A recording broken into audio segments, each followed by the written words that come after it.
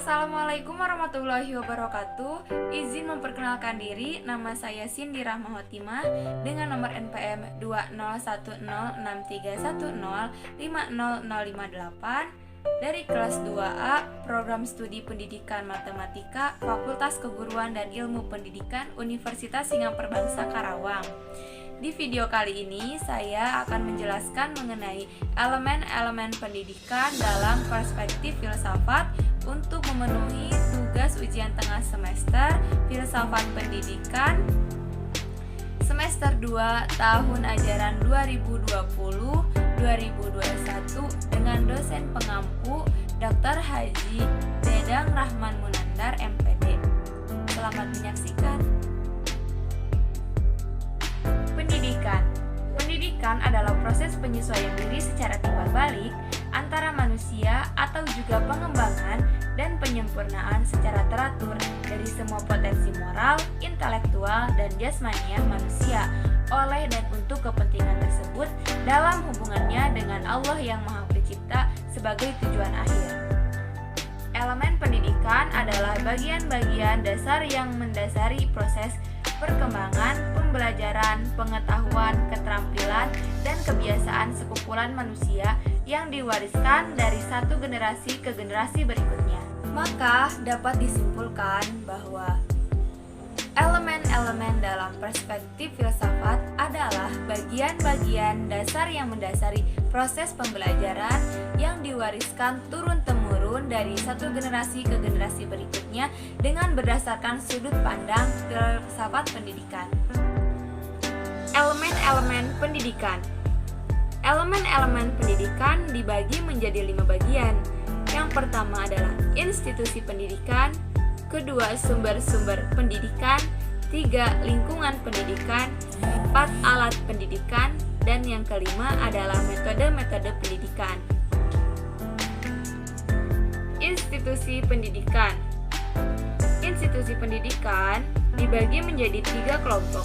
Yang pertama adalah pendidikan formal atau sekolah. Pendidikan formal adalah jalur pendidikan yang terstruktur dan berjenjang yang terdiri atas pendidikan dasar, pendidikan menengah, dan pendidikan tinggi. Pasal 1 ayat 11 UU RI nomor 20 tahun 2003. Pendidikan formal diselenggarakan di sekolah yang secara sengaja didirikan oleh masyarakat atau pemerintah dalam rangka pendidikan.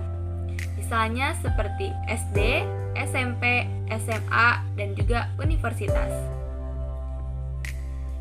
2 adalah pendidikan non-formal. Pendidikan non-formal adalah jalur pendidikan di luar pendidikan formal yang dapat dilaksanakan secara terstruktur dan berjenjang. Pasal 1 ayat 2 UU RI nomor 20 tahun 2003. Misalnya seperti pelatihan di luar sekolah ataupun ekstrakurikuler. Dan yang terakhir adalah pendidikan informal. Pendidikan ini dapat dilakukan di lingkup keluarga. Keluarga merupakan lingkungan pendidikan yang bersifat informal, artinya bahwa pendidikan dalam keluarga terselenggara atas dasar tanggung jawab kodrat dan dasar kasih sayang yang naluriah ada pada orang tua. Dan yang kedua adalah di lingkungan masyarakat. Pendidikan informal dalam masyarakat antara lain dapat berlangsung melalui suatu adat kebiasaan, pergaulan anak sebaya, dan upacara adat.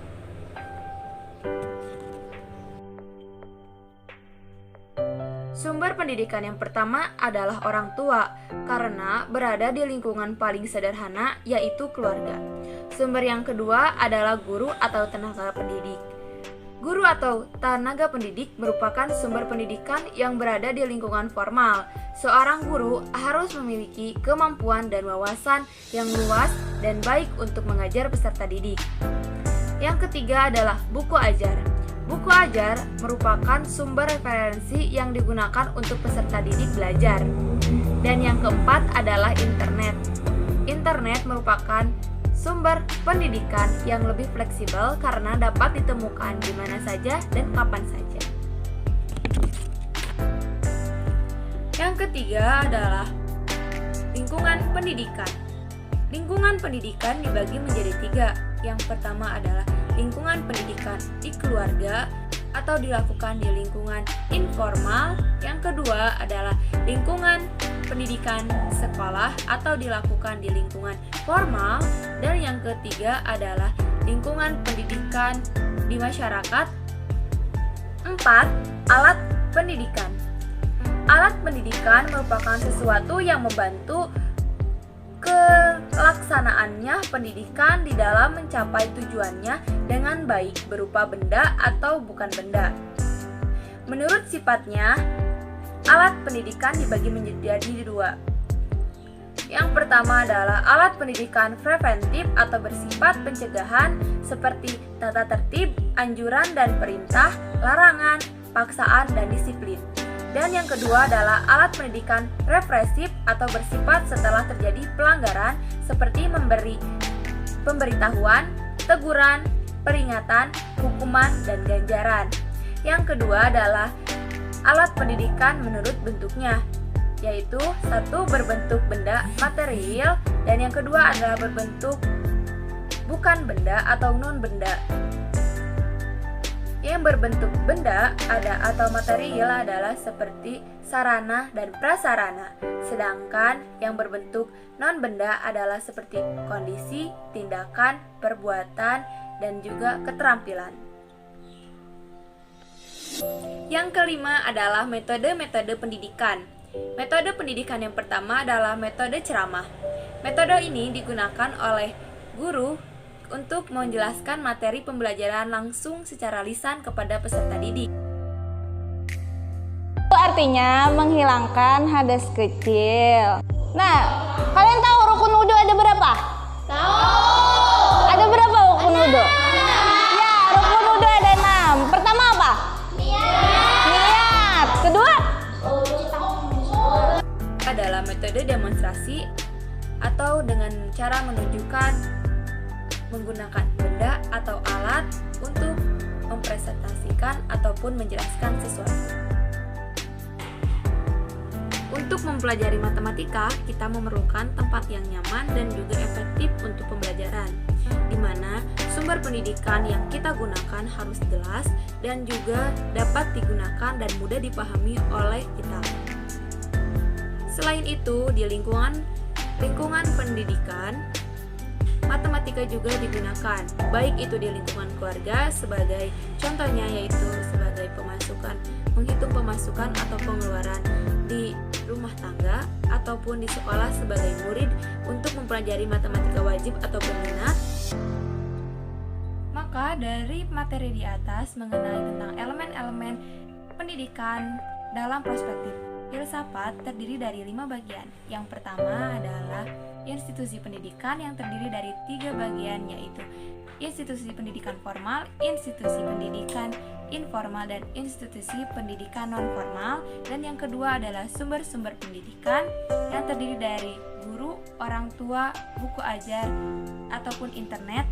Dan yang ketiga adalah lingkungan pendidikan, di mana lingkungan pendidikan terdiri dari lingkungan pendidikan di keluarga, lingkungan pendidikan di sekolah, lingkungan pendidikan di masyarakat. Dan yang keempat adalah alat pendidikan, di mana alat pendidikan terbagi menjadi 2. Ada yang sesuai dengan sifatnya dan ada juga yang sesuai dengan bentuknya. Dan yang terakhir adalah metode-metode pendidikan. Metode-metode ini dapat dilakukan oleh tenaga pendidik ataupun orang tua di rumah dengan beberapa cara. Salah satunya adalah metode ceramah dan juga metode demonstrasi. Sekian materi yang saya sampaikan. Mohon maaf apabila ada kesalahan.